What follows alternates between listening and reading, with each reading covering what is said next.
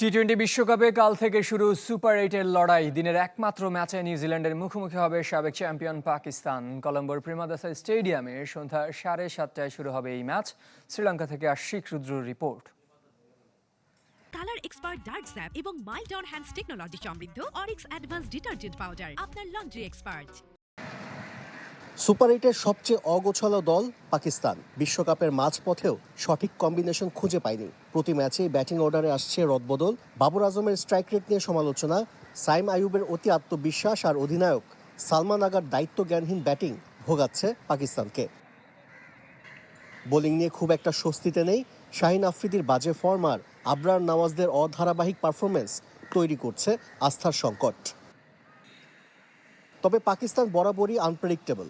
সেরা 8-এর লড়াইয়ে এটাই তাদের শক্তির জায়গা। সাথে সাহিবজাদা ফারহানের ব্যাটিং আর উসমান তারিকের বোলিংয়ে বাড়তি সাহস পাচ্ছে মেন ইন গ্রিন। প্রেমাদাসে এদিন অনুশীলনে নামতে পারেনি পাকিস্তান। বৃষ্টির বাধায় হোটেলেই সময় কাটিয়েছে সালমান আগার দল। নিউজিল্যান্ডের বিপক্ষে একাদশ কেমন হবে তা যেন রহস্য। যদিও সূত্র বলছে খাজা নাফের পরিবর্তে জায়গা পেতে পারেন ফকর জামান। নওয়াজ এবং ফাহিম দুজনই বাঁ-হাতি ব্যাটার, এজন্য ফখর সেভাবে সুযোগ পায়নি।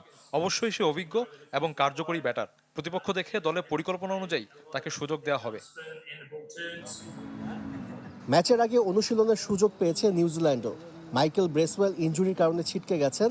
এই ম্যাচেও স্পিন সামলাবেন কোল ম্যাকনকি। ইনজুরি কাটিয়ে ফিরতে পারেন মিচেল স্যান্টনার। পিতৃত্বকালীন ছুটি শেষে দলের সাথে যোগ দিয়েছেন পেসার লকি ফার্গুসন। আমরা এই আসরে শ্রীলঙ্কায় কোনো ম্যাচ খেলিনি, তবে আমাদের দলের অনেকেরই এখানে খেলার অভিজ্ঞতা আছে। ছেলেরা জানে কি করতে হবে। যে কোনো কন্ডিশনে খেলার জন্য আমরা প্রস্তুত। টি-20তে 49 বার মুখোমুখি হয়েছে দুদল। পাকিস্তানের জয় 24টি আর নিউজিল্যান্ডের 23। দুই ম্যাচ পরিত্যক্ত। তবে প্রেমাদাসায় প্রথমবার দেখা হচ্ছে দুদলের। যে মাঠে টস হতে পারে বড় ফ্যাক্টর।